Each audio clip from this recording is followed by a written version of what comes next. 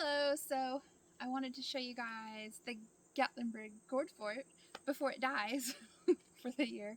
I've had some questions how I built it, what's it look like, what am I growing, all that kind of fun stuff. So I started seeds indoors in March, and we had a nice hot little pop and they did really good, and I put them outside. And then we had a month and a half of really cold and nonstop rain, and all my little seedlings just got yellow, so I had to bring them back in, put them under grow lights, dry them out. So I did get delayed growth this year, but they also got really good rain. I didn't ever have to irrigate these, not even one time, which is kind of rare. But what I did is I built these out of high tunnel greenhouse metal hoop structures, and I got them from an iris nursery that was going out of business years back for like $100 for the whole thing. So if you live in an agricultural area, you could probably find one as well.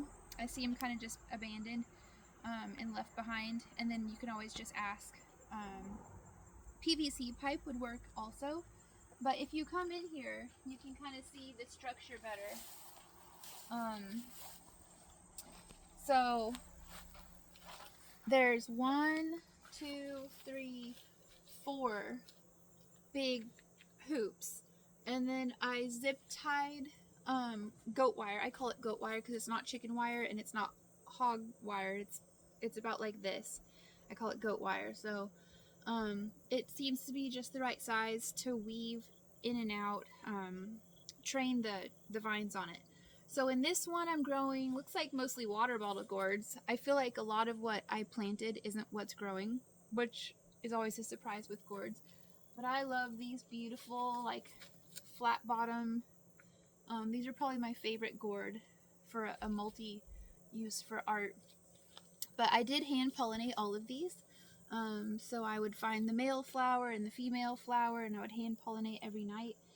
And up until about mid-August, I did that. So we'll go look at, I have 4, so we'll go look at some other ones.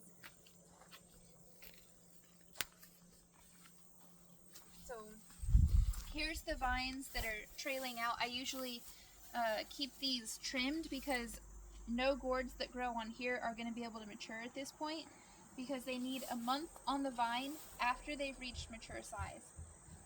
So in here I've got my dipper gourds. So these are already dehydrating for the year. These were the first ones to mature in the season, so that's why they have all of this this drying on them. And these, I don't even know what they are. Again, not what I planted. These were supposed to all be cannonballs. Clearly these are not cannonballs, so there's some sort of dipper bottles. Well, I don't know. There are a couple of cannonballs in here. They're one of my favorite little gourds. They're just cute little, perfect little cannonballs, and they're actually very heavy. So sometimes you'll see like this, where the gourd gets trapped up above the wire. Like if I wasn't home for a few days and it got too big too fast, that can happen. And then you kind of have to cushion it with something. So this one's cushioned with a vine. Sometimes I put a little piece of wood or a 2x4 or something. You'll see that these got really big and heavy, so I actually made like little gourd hammocks, little swings for them. So I didn't lose any gourds yet this year. None fell, so I think I got them all. We'll just pop through the last. So I won't walk you back there, but on that one I have really big water bottle gourds. They're just gorgeous. They're beautiful. I've got some, whatever those are. I mean, some of these aren't what I planted, so. But that's going to be a nice big gourd that we can do some art with or make some primitive vessels out of. And then this one is the reward. So a lot of these are kind of like a pear-shaped martin. And then some of my other favorites, canteens. And we actually make canteens out of these and then do some gourd art. But this is what it's become because we've done all of our work, and the Gourds don't need us anymore right now. They're just grown up. They've turned 18. They're on their own. And now they're just waiting to mature and be picked. So you do have to wait till the vine is completely dead and brown. And then we'll throw them all out in the field or on pallets. And they'll just dry and rot and mold and dehydrate.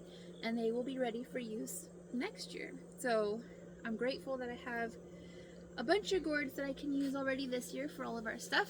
And we do have workshops and the Gatlinburg Gourd group that serves most of East Tennessee right now, and even some of North Carolina and Georgia members come in. So we have workshops, we have clubs, we have classes.